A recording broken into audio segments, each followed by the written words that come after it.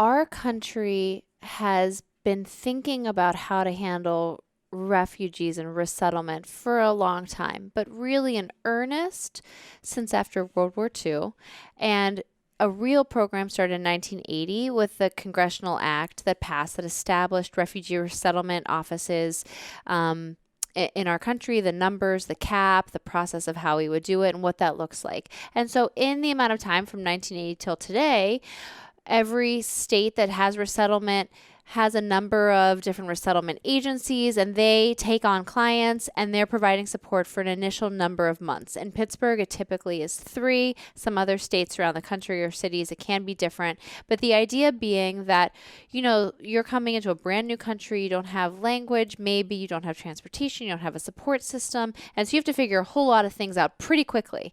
The government's helping provide support for you for those first couple of months, but you have to figure out a job, get enrolled in ESL, kids have to go to school, how to ride the bus, maybe how to use an ATM. It could even be things like you've not lived in a place that has a door that locks and a lock and have heat and be able to use hot water, be able to use an oven. I mean, some of these could be completely new, not always, because people are coming from all different situations. But the idea being at the end of that initial resettlement period, for the most part, you're on your own. And a lot of families just need a little bit more support. And then the other part of it is that while they might be surviving, they're not necessarily thriving. And so there's a certain element that I had found of, okay, they're in their first apartment, their first job, but how do you get beyond that? Because that first one, that's like just your foot in the door. That's a pretty modest apartment. That's a pretty modest job. How do you get to a place where you can start to set a goal, where you can have a dream, where you can say, this is what I want for myself and my family? And I think in order to do that, it's not just resources. It's feeling like you have a support system, like you have someone you can call. And I know for me, I have someone I call when I'm having an issue at work, in my personal life, someone just to check in and say hello to. And a lot of refugees don't have that. They're lacking a support system, especially of Americans who can help teach them about American culture and norms and how to navigate our very complex systems. And so that's a little bit of the nexus, I guess, or where I see the unique space for Hello Neighbor, because we're creating friends and allies and advocates and supporters all under this broader umbrella of mentorship to help the refugees feel more comfortable and confident in their new lives. That's ultimately our goal. Can they feel like this is their home and they can see a future in being here? It's beautiful, and it's hard to see how anyone could stand on the other side of a program with that objective. Well, I'm sure there's people that do, and we don't want to go down the political rabbit hole. Where I want to go instead with our rabbit hole is this. We did an interview of Thread International's founder, Ian Rosenberger, and what I was fascinated with by him, and it seems very similar with you, is this is a story that everyone has heard in some way, shape, or form. There is a war or there is a conflict somewhere, people get displaced, and much like him hearing about the earthquake in Haiti, some people will cut a check to someone we know is serving that group. Some people will do nothing or share a link on social media. And then other people will be driven to real, tangible action. And that's what you've done in championing Hello Neighbor to the degree that you have. So can you talk me through not just what that entailed, but as you self-reflect, why did you go as far as you have when other people would not take the concurrent action given that information? So that's a really great question. I mean, I think that there's just, I don't know. I mean, on the bold part of me wants to say that there's just a certain amount of a calling to the work that I had. And I got to a certain place in it where I couldn't imagine not doing it. So I think at the beginning, a story that I sort of only recently have embraced very reluctantly. But there's a common story where they say that to get a woman to run for office, she has to be asked something like 8 times before she says yes. And in some odd way, that's how I feel about this organization, because I first had this concept for Hello Neighbor because I myself had befriended a Syrian family in my neighborhood. I was experiencing what today a Hello Neighbor mentor experiences, and I actually continue to see that family and have a relationship with them over the past 2 years. So I was having that experience. I was in a mid-career master's at Pitt at Gaspia, focused on nonprofit management, but really honed in on refugee migration issues. That was like what I was really trying to learn as much as I could about, to the extent that I even geared as much of my coursework as I could around it. And then I started working part-time at one of the local refugee resettlement agencies, NAMS, which unfortunately has just since shut down. But one of the things I just kept going out and coming back to was, what happens next? Okay, they get 3 months of support. What happens next? Okay, people are enamored by my story with the Syrian family, and they're coming up to me and saying, I want to do something like that. How could I make that happen? Okay, people are, this is around the time of the Muslim ban. So people are going to the airport and protesting. People are protesting Shenley Plaza. They are clicking links. They are talking about their water cooler. How do you coalesce and bring people's passion together, and who is doing it? And every time somebody said, this idea you have sounds like a great idea, you should do it, I'd say, no, well, I'm sure that there's something else that's like that out there. And I was even going to some funders, foundations here in Pittsburgh, and saying, you have a portfolio of nonprofits you work with. You know everything happening in this city. I have this great idea. Is somebody doing something like this? I'd love to lend myself to like their efforts. And it really took somebody to turn to me and say, for whatever happened, the day, the weather, the mood I was in, but they were like, this is a great idea, you should do it. And I came home that night and I said to my husband, I think I've figured out what I want to do next, because I had really been at a crossroads. But I had worked internationally. I've worked in 10 different countries, anywhere from 2 weeks to 7 months. I've done a fair amount of work in countries where refugees come from. And so I was very familiar with some of their cultures. I was familiar with what it was like to live in to spend time in a rural village and see the way that families raise children, that a community raises a child, and really just, I couldn't let go of this feeling of what happens if you'd have to leave it all behind. Everything your support system, and start new. And what would happen if at the end of that initial support that you receive, you just weren't there yet? And like, what would happen? And the more I couldn't shake it, and the more people said, maybe this is something you should do, I decided I would just try it and see what happens. So I put together the framework. I mean, I'm very process driven, and I think I didn't want something that felt less than perfect. But when I went out with this idea for the mentorships, we got 3 times the applicants than what I thought we would have spaces. Wow. Our first press hit was the New York Times.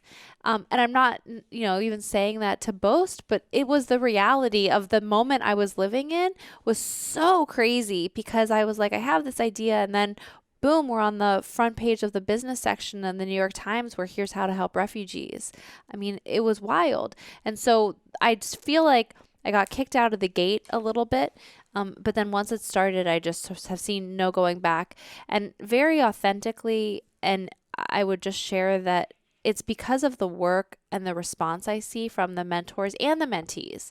They constantly give me things that I sort of joke in the office, like there's another soundbite, because they just say things that are so beautiful and touching about what this experience has meant to them. And I would tell anybody listening, I mean, if the whole thing were to end tomorrow, I would feel like all of our lives are, changed forever. After each introduction, after each mentorship, has sort of come together, every time I say the whole thing could end, and I would feel like we succeeded. That's amazing. Another friend and previous guest of the show is Tammy Thompson, and what she's doing at Circles PGH. You're familiar but from the nod. Very similar aspect, where I think at like maybe first glance someone could see this program through the lens of helping refugees, and it's help in one direction, versus, as you're alluding to, this experience of both the refugees and the mentors benefiting from it. Can you talk a little bit about that other side of the equation of the feedback that the people who come through and mentor a family experience? Yeah, I mean, I think that's something that I'm somewhat uniquely positioned to do is think about how to support the mentors, which essentially are volunteers, but I prefer to call them mentors, and the refugees, because I myself have been, I've got my first project going in the fourth grade. I've always volunteered. I've worked in nonprofits for a long time. I've sat on boards. I wrote for a long time. I had a blog that I was called like the one of the leading cause blogs, where I only wrote about causes and nonprofits and social impact and how people can really find their passion in giving back. So it's something that I just really feel very strongly about. And one of the things that I really had always felt was, as a volunteer, there's a good chance that I'd really like a lot of the other volunteers, but I didn't get a lot of opportunity to interact with them, maybe an annual appreciation party or something like that. I think that there's this belief that philanthropy or volunteerism is completely altruistic, and I don't think that's true. I think we do get something from it. It might be an emotion instead of a product or a good. But you do get something, you get a feeling. And I think that's really, really important. And it was something that I wanted to harness, because I believe in it. And I think that people, if you get a little taste of what it feels like to give back, you would do more. I always tell people it would be very hard to start where I am. I started when I was a kid, so it's like, if someone's going to run a marathon, do you go out one day and run 26 miles? No, that's crazy. You start by walking a mile, maybe then you jog a mile, and then you build into it and you train. I truly believe that giving back is like that. It's a muscle, and it's a muscle that we grow by using it, but you have to use it to be able to appreciate it. You get stronger, you get leaner, you see the results from other things. And I truly believe you see the results from giving back. You just need practice in doing it. So there's a lot of things that I've built into Hello Neighbor to help encourage that response. Because I think it trickles, right? Like, if you have that experience, you would probably tell your family, your friends. I mean, that's something that resonates with you. I know that Hello Neighbor comes up in conversation at Thanksgiving dinner tables, in the workplace, amongst friends, people out, for a girls' night, guys getting, like, I know that they're talking about it because it means something to them. And I want that, not just for Hello Neighbor, but for everybody. I feel we should all have that sense of what it looks like to authentically be giving of ourselves and feel something, positive. Beautiful. With some of so not just the traveling you've done and the facilitation of these different folks that are coming into the country, but you spoke early on in this interview about the navigating of norms of different cultures, or something as simple as having a door with a lock on it. What are some of the other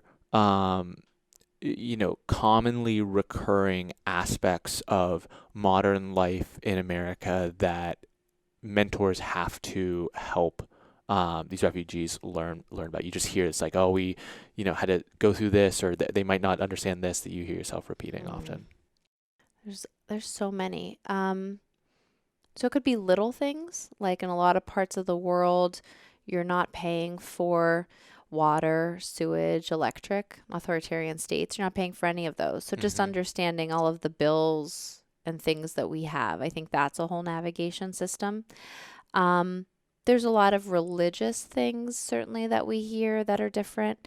I would say a lot of parts of the world are still not accustomed to both parents working the way that certainly, countries like America, for the most part, are. Not everybody has two parents in a household, let alone two working parents, but it is more expected here. But to be honest, I think beyond all of those, some of the more common things that we see very frequently are navigating systems in America. Healthcare system. This is a big one, right? So we have a lot of preventative care in our country, and that's a luxury. That's a privilege. We've gotten to a place where, if you're in a country where people are dying in war or famine, or from other traumatic experiences, you're not able to to do preventative because you're dealing with like people are dying every day right now. But a modern country like ours, it is. So explaining to families why you go to the dentist every 6 months and preventative care. We just did a session with a group of Arabic speaking women where we talked about reproductive health, heart health, cervical health, breast health. These are all issues very important to women's health, but they don't really have a lot of access. They'd never really had a conversation about before.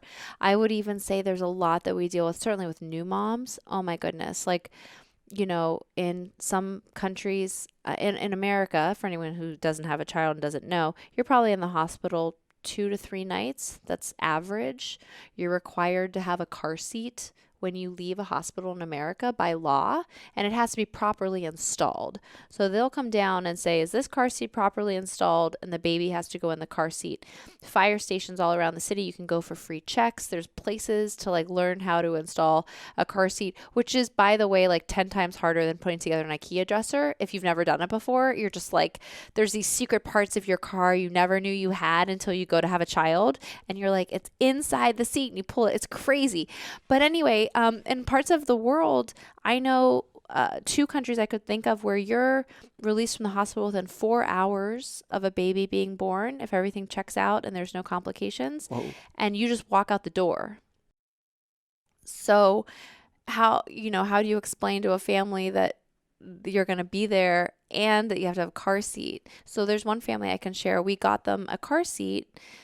And they're in the hospital and they go to leave and they're like, oh, do you have the car seat? And the dad's like, yeah, I have it. It's in my apartment.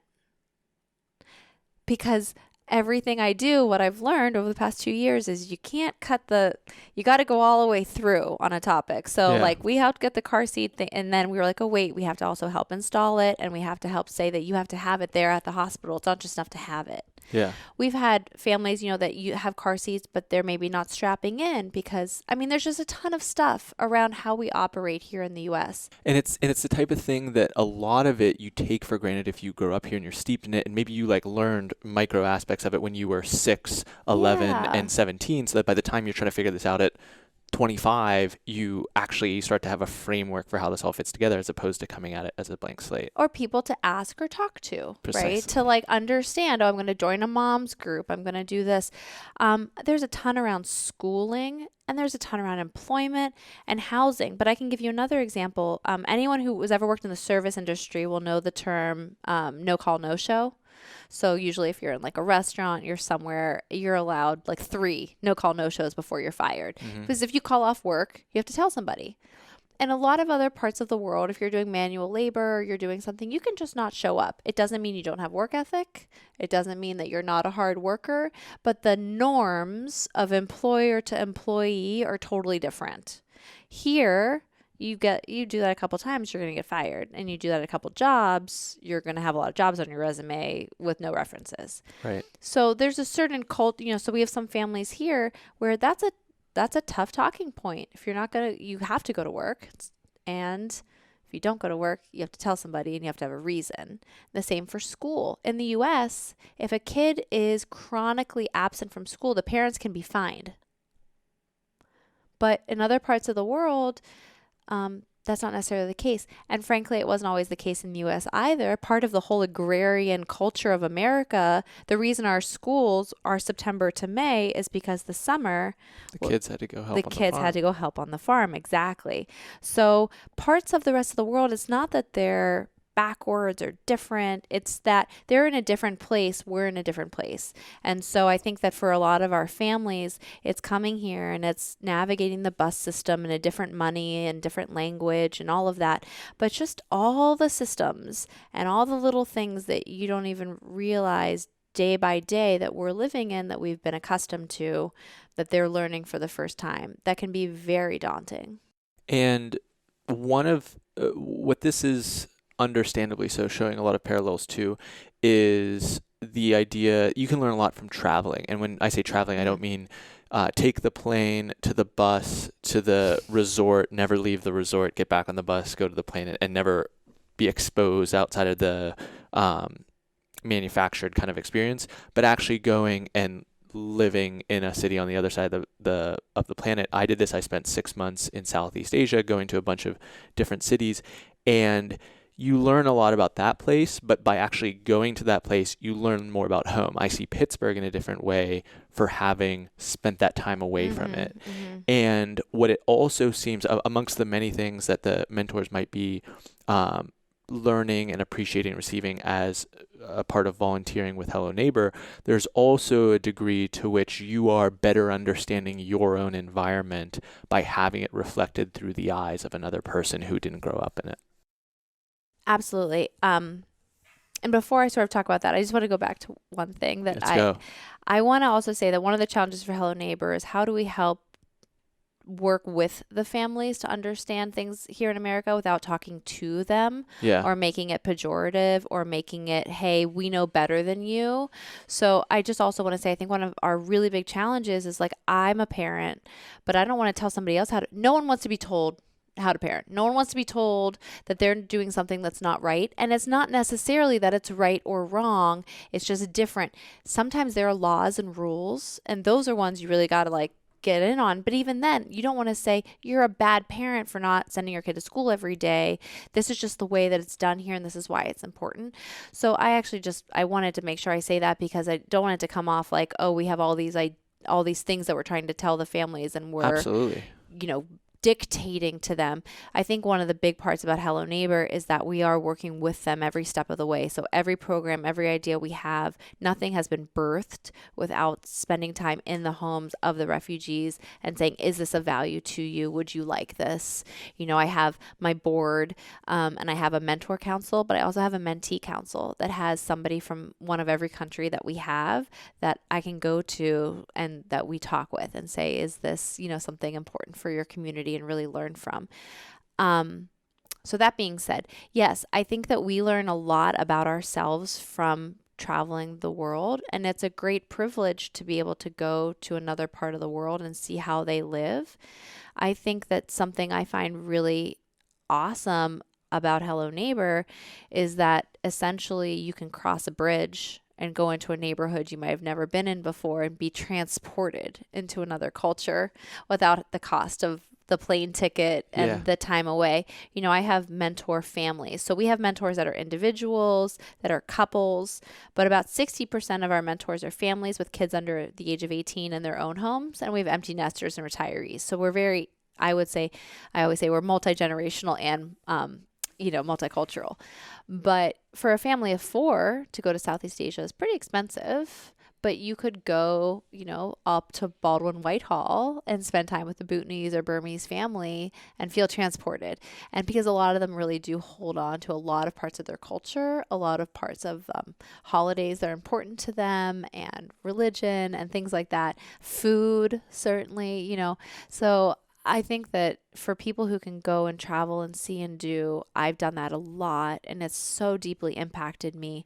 But I think for a lot of what I'm seeing in the power of local and the reason why I'm so excited about this program being Pittsburgh and that I'm now dedicating my life and my time and my energy and my days to something that's welcoming for Pittsburgh is because you can do it right here at home. You don't actually have to go on the plane. If you can, what a great privilege to get to do it. Absolutely. You can still do it.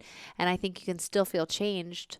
And I know this because I hear this from our mentors, and but you can still feel changed just on your drive home from crossing the bridge and the river again to get back. Beautiful. I'm very hopeful that people hear this and be inspired to want to participate in Hello Neighbor. But one of the things I'd be remiss if we didn't cover before we have to wrap our time here is we have a lot of listeners who are entrepreneurial, just in not only the characters that we cover, but the people who listen to this show. And so understanding into like the tactical side of running this organization and the constraints that you may face in operating. It seemed like on the PR front, you actually were, not to say that it was easy, but really getting traction there. What constraints are you facing right now as you steward the growth of Hello Neighbor? Yeah, I mean, startup life is real.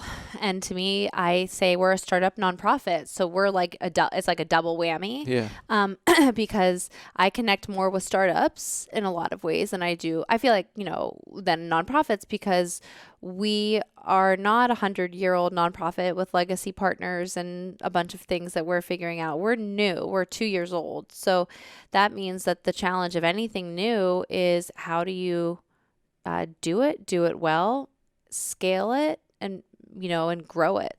Um, and so I think for us, when we first started, I mean, it was a lot of passion and steam, but I also, had an external program evaluator. And for a startup nonprofit, you really have to measure the efficacy of the program and have data-based outcomes of like what you're seeing. Um, so some of my biggest challenges are trying to help our families, but also focus on the big picture. I think that's just like, one of my challenges is every day I have a big list of things that I want to get done with a limited amount of time. And I want to focus on the little things and I want to focus on the big things. And because we're in human services, we could get a phone call, some emergencies happened, baby's being born, there's car accident, someone's in the hospital, or just something has gone awry and it can throw everything off. We spend a lot of time in the community with the families, and it's such a gift to get to do that, but it's a lot of time. And so, I think one of my other big challenges I will say is that for some startups, you're working in behind closed doors for a while, you're working on an app. You're working on something, you're going to launch it, and maybe you're going to pilot it, you're going to beta, a few people are going to play around with it, you're going to get feedback. Hello Neighbor's not like that. From the very first day we made the first intro, we were live and in the world and affecting people's lives. Which doesn't diminish any of the other startup things, but I felt that very acutely. And to me, that was very real. Like, this is not something that's behind closed doors that might at one day at some point affect people. This is like right now, right here. I'm putting people together and I'm saying, here's why I think this is important for both of you to spend your time on. And here's why I think this is going to impact your lives on both sides. Like, that's a lot of pressure. And I think, we're in a really privileged position where a lot of people want to get involved, and I want as many people to get involved as want to, but I also have to figure out how to do that in a responsible way. So that customer development piece of it is really critical. And also just, we have friends down at Duolingo, and they generously hosted us recently, and we did a working lunch on project management. And we were talking about developing OKRs and developing KPIs and how we should do stand-up meetings and how we could do quarterly regroups and how we all that startup stuff is very much connected to us. So I don't want anyone to think, oh, they're a nonprofit, they're whimsical. No, I want to be very focused on what are our goals and how do we get there. But we have all these other very real, very people-oriented challenges that made us very different from another startup. Yeah.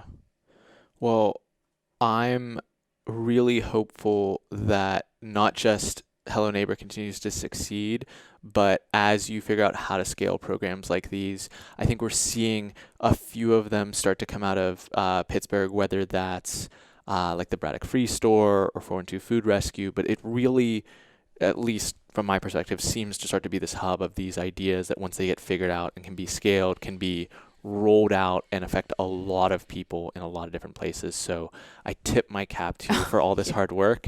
And I hope that people will take the opportunity to connect at the very least with Hello Neighbor in the digital world so they can follow along and learn more. Can you provide the coordinates at which people can best do so? Absolutely. So our website is helloneighbor.io. And we have a ton of really great information on there, our impact, how to get involved, being able to read about stories that we've shared and told in our upcoming events. I would definitely say if someone goes to our website to sign up for our newsletter, because that's one of the other best ways to keep in touch with us, where we talk about all sorts of things that are happening. And then we're across social media at Hello Neighbor HQ. So that's Facebook and Twitter and Instagram. LinkedIn, YouTube, Vimeo, all those places. But, the main channels where everyone is, we are. And we try to really talk about what we're up to, but we also do a lot of highlighting other organizations. So actually just last month, I released 43 immigrant and refugee advocates to know around the country and found all these amazing people around the country doing the work. And we split a section. It's on Medium. We did a really nice blog post on it. And a section of that was just dedicated to Pittsburgh people.